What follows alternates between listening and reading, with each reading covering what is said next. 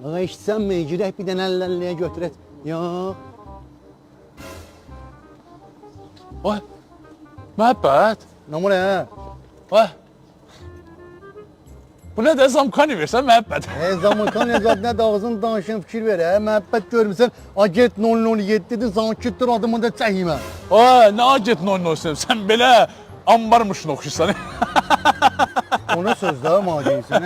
Ay be. Sizə gülürsən. Yaxşı görünən deyinə. Maşınların durur. Ha, durur. Beşi də. Ha, 5 dənə. Neysə nə maşınlarda? Ha, pul qazanmaq istəyirsən. Məhəbbət. Ha.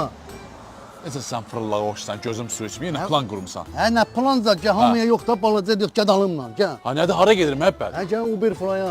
Fulan nə də Dubaya gedir məhəbbət? Mən sən çox yer aparıram, gəl alımla gəl. Nə iş gedək də görək. Gəl ha, balaca. Ferrari'nin tek pasportunu ver. Zahmet. Sürücülükten tek pasportunu ver. Ver, tez uzatma. Ver, uzatma söhbət. İndi gör, qağa nə söhbət eləyəsən. Məhəbbət sənin iş düzü qoşur. Məhəbbət səni qabağa aparacaq. Dubaylara zada aparacaq, ha. Ferrari də aparırıq, hə? Hə, Ferrari gedir. Amma orada var idi məhəbbət, lazım deyil idi. Uber Fly seçdiyiniz üçün sizə təşəkkür edirik. Artıq sifarişlərə çıxış imkanı aktiv edildi. Vay, Oldun aktiv nə oldun. aktiv, nə sifariş qarış? Taksidir bu. 50 50 azin sizin balansınızda köçürmə olundu, 50 azin isə dostunuzun balansına köçürmə olundu. Çox sağ ol. Ha! Nə də? Sən mən Ferrari-mi taksiyə qoşdun? Ferrari'də sarı rəhdə taksinin sarı üstündə bir dənə şahmat Uber Fly.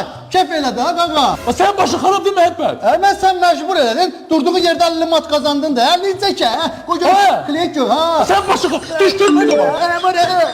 Bu nə də? De, ilk sifarişin gəlir, get. Gəl, hə.